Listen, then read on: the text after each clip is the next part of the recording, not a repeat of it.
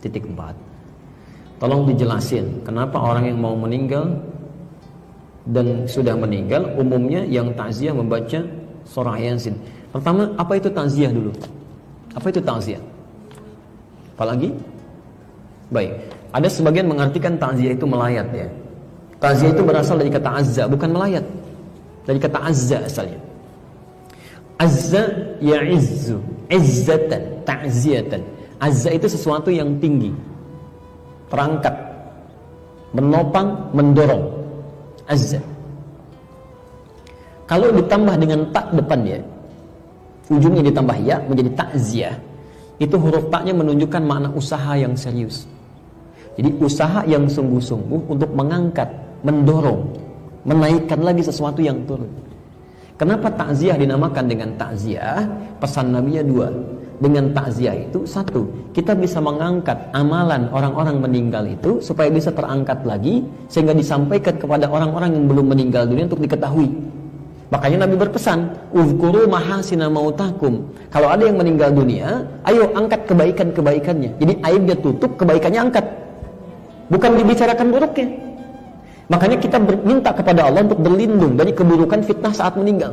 Jadi ada orang, maaf ya, hidup dibicarakan, meninggal pun jadi gunjingan juga. Ada yang begitu. Ya, coba cek Abu Jahal, Abu Lahab dan Abu-Abu yang lainnya itu sampai sekarang sudah 15 abad yang dibicarakan keburukannya aja. Dan kita diminta oleh Nabi berlindung pada Allah. Ada di hadis Muslim nomor hadis 588. 4 hal kita ucapkan.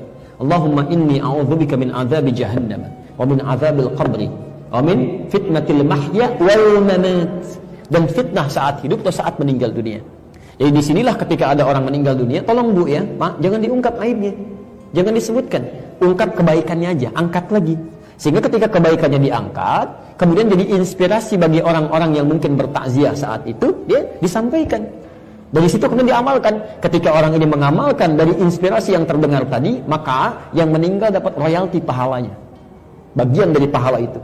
Itu ada di hadis Muslim nomor hadis 1893. Man dalla ala khairin falahu ajruhu mithla ajri fa'ilihi min ghairi an yanqusa min syai'.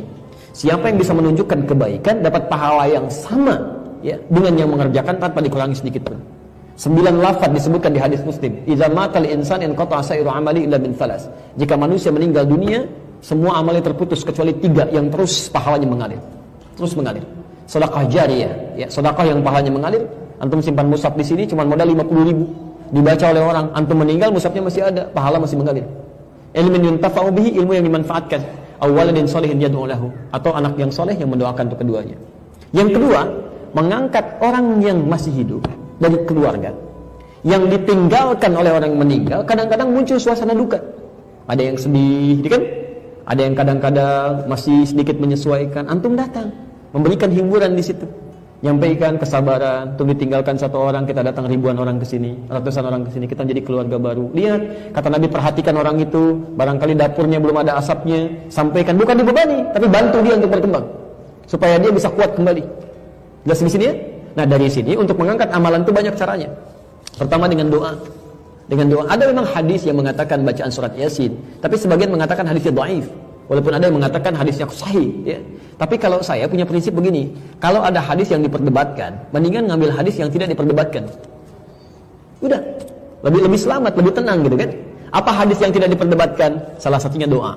Ada di Al-Adabul Mufrad nomor hadis yang ke-44, posisinya paling kanan sebelah atas.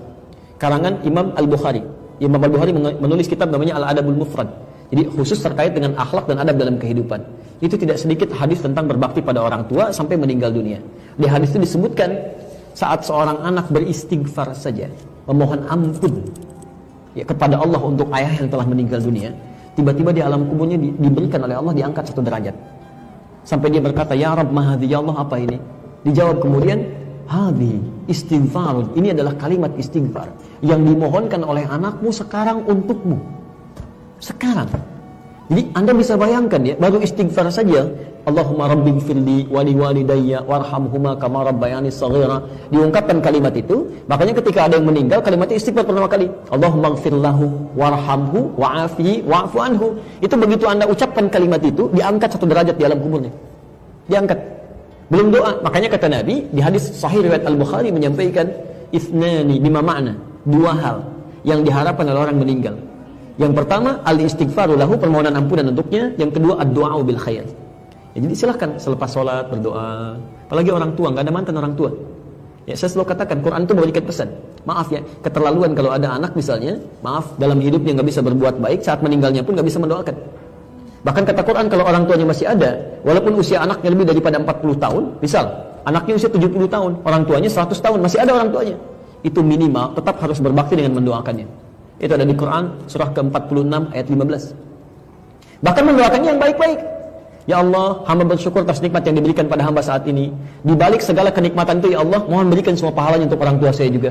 Berikan kebaikan untuk orang tua saya juga. Karena barangkali kesuksesan yang Anda raih itu cuma 30% hasil kerja keras Anda. 30%. 70% yang mungkin orang tua yang menangis dulu, ibu yang sambil tahajud nangis, bapak yang sambil mencangkul di sawah dengan peluh keringatnya berdoa, ya Allah, anak saya jangan sampai begini, ya Allah. Satu singkong dibagi 16 orang. Mohon jadikan dia lebih baik daripada saya. Berikan kenikmatan dalam hidupnya. Itu yang menjadikan Sayyidah Hajar bolak-balik Safa Marwah, yang mendapatkan airnya anaknya. Tapi yang kerja keras kan ibunya. Maka dari situ adabnya sendirinya doakan. Sudah hidup gak bisa memberikan senyuman, sudah meninggal gak bisa mendoakan juga. Dan anak mengakui sebagai bagian orang tua gitu ya. Itu tidak tepat.